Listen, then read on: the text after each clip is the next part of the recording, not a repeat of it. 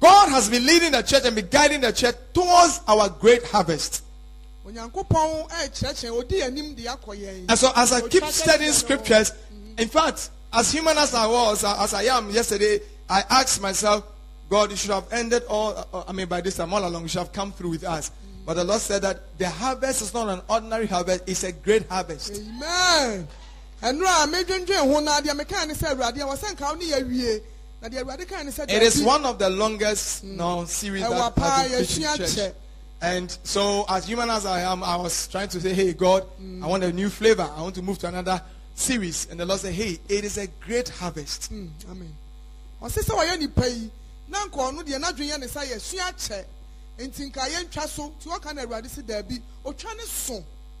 And as a pastor, I don't move by putting up my own series. As God leads, I follow.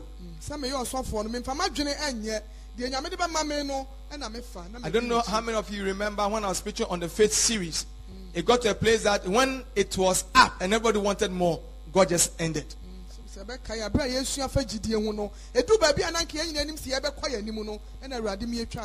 And so, as we keep on studying, we are now at the center of how to harvest or gather.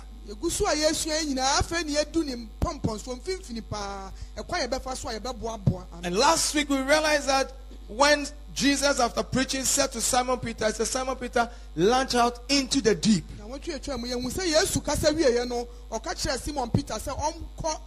How many of you during this week you've tried launching into the deep, getting closer to the Lord? How many of you have made a decision to put a distance between you and the crowd? Thank you. Thank you. Church, when we come to church, you need to become doers of the word. On Tuesday, somebody called me and said, Pastor, I have made a decision that I have a friend, I've been with him for the past 10 years. But I realized that it doesn't do me any good. And so I'm calling her to tell her it's okay.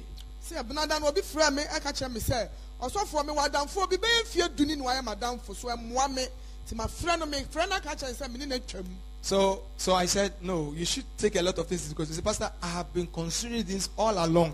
And I realized that anytime I meet her, it is only bad news, things that doesn't help us.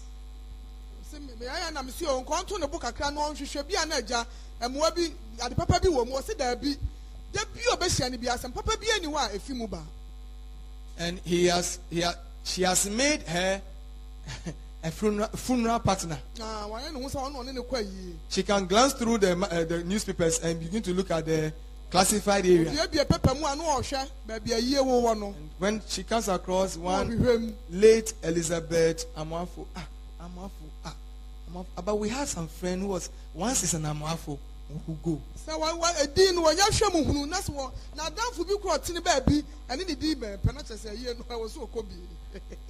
And so she, based on that, she has known every quarters in Ghana here, everywhere. So they've gone to Abidjan before. So when she called me and she said that later, I said, well, it's a wise decision. She said, yes, Pastor, she has been a roommate, she's been a very good friend, but I think that she is not helping me. He said, I have had 4 friends, 4 men ready to marry me, who come to me, and at the end of the day, I go to her, and she tells me I should turn it down. And as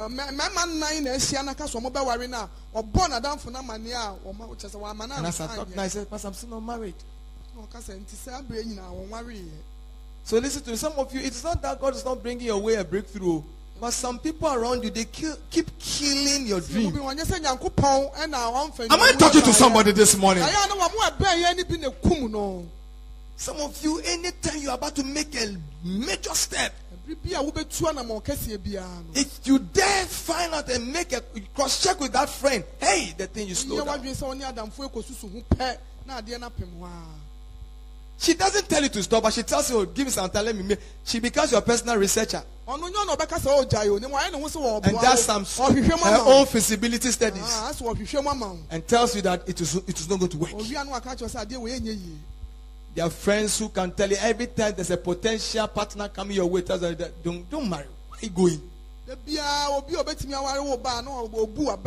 and gentlemen, if you want to get into the deep waters, you need to separate from the crowd. Amen. Even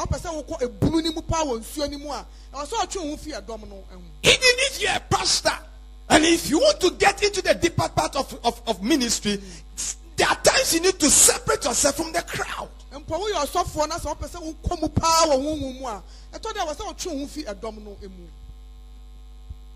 You see, as a pastor, you are like a well. And I tell my pastor, you are like a well. No? A well. Yes. Yes. And people every time come to fetch. It's amazing when you're a pastor, everybody comes to draw from you. Somebody is having a headache, they will draw from you. Somebody has a stomach pain, they will draw from you. Somebody had a bad dream, they will draw from you. Am I preaching this morning? Somebody has a family problem, they will draw from you.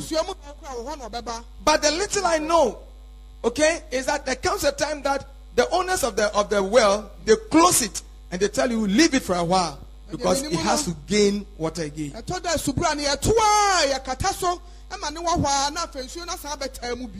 if you're a pastor and people keep drawing from you, and you don't get away for a while and rebuild your systems up, you dry up. You dry up. And listen to me. When a well refuses to produce water, the next thing it is used for is to dump. And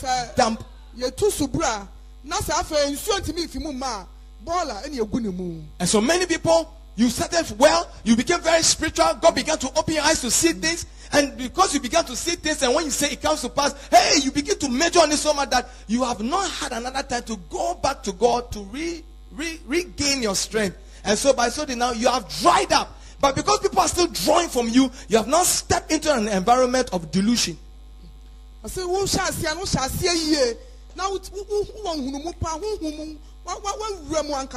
now for any pair chiefy, who ni pair bound, who ni pair bound, one cassa, and so now people are expecting something from me, but because you are dry, I'm saying some spiritual things this morning. So now you begin to use your own mind, your own strength, and your so-called past experience.